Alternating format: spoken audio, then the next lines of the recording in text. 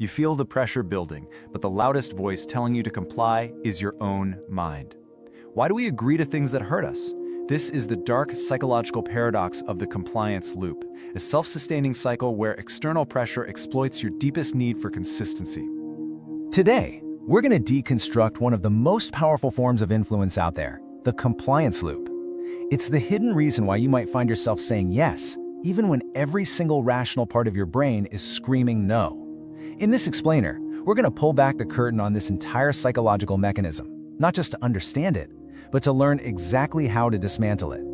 All right, here's our game plan. First, we'll tackle the paradox itself. Then, we'll unpack the system of control that makes it all work.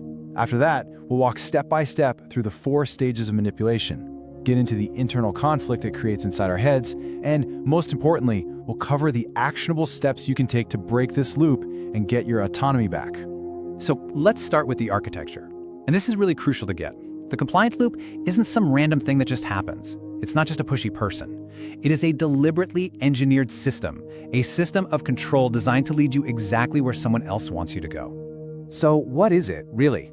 Well, the compliance loop is a pattern that strategically triggers our brain's mental shortcuts. You know, those little automatic rules of thumb we use to make decisions quickly. The loop takes those shortcuts and weaponizes them to overwhelm your logic and get you to say yes, not just once, but over and over again. And this right here, this is the entire goal. The whole system is built to exhaust your decision-making ability. It's designed to make you so mentally tired that just saying yes feels like the path of least resistance. It's engineered to feel easier and way less stressful than saying no, even when you know no is the right answer. Compliance becomes the simplest way out. Okay, so this system is built on 3 main pillars, which were first laid out by the psychologist Robert Cialdini. First up, reciprocity. This is when someone gives you a small, unsolicited gift or favor, creating this kind of unspoken debt. Next, and this one is the absolute linchpin, is commitment and consistency. They get a tiny yes out of you, which triggers our deep need to be consistent people. And finally, they bring it home with authority. All the experts agree, or scarcity. This offer is gone tomorrow, to apply that final closing pressure. So we've got the pillars. Now let's see how the trap is actually set and sprung. This isn't chaos. It's a predictable 4-stage process. The whole thing kicks off with stage 1, initial access. That's the setup. This immediately leads to stage 2, momentum, where things escalate fast. That escalation pushes you into stage 3, psychological lockdown, where you feel trapped and surrender. And finally, stage 4, reinforcement, creates this feedback loop that just makes you more vulnerable the next time around. Everything begins with stage 1, initial access. You can think of it as the foot in the door technique. The manipulator asks for something so small, so reasonable, that it feels kind of ridiculous to say no. Like, can you sign this petition? Or would you agree that saving money is a good idea? The request doesn't matter. The only goal is to get that first tiny yes, to plant a flag of commitment. And that one little action, that's the key that unlocks stage 2, momentum. And boom, once that tiny seed of agreement is planted, the momentum builds instantly. The manipulator immediately follows up with a much bigger, related request. And because you already said yes once, your brain's powerful consistency drive kicks into high gear.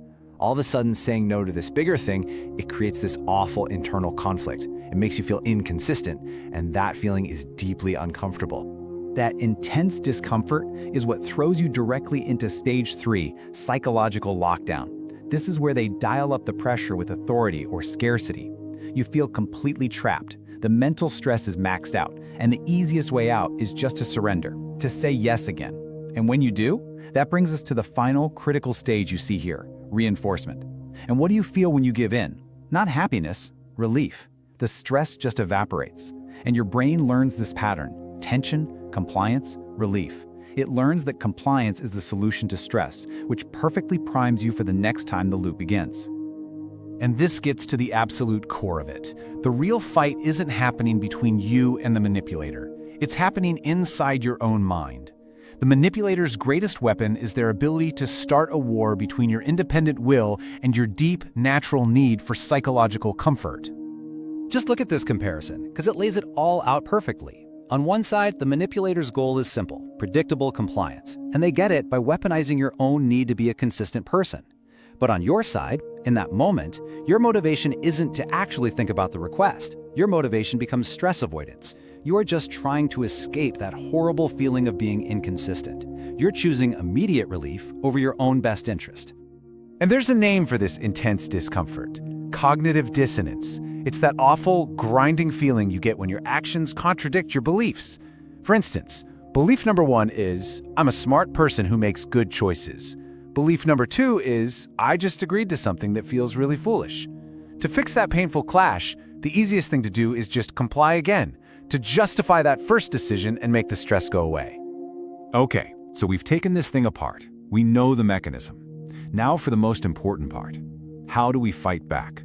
Understanding the loop is one thing, but breaking it, that requires a conscious, deliberate strategy. It's time to go from awareness to action. Here it is, your 3-step defense playbook. First, you have to learn to identify the activation moment. This is the tripwire. You've got to train your brain to see that tiny, harmless request for what it is, the setup. Second, you implement the internal barrier.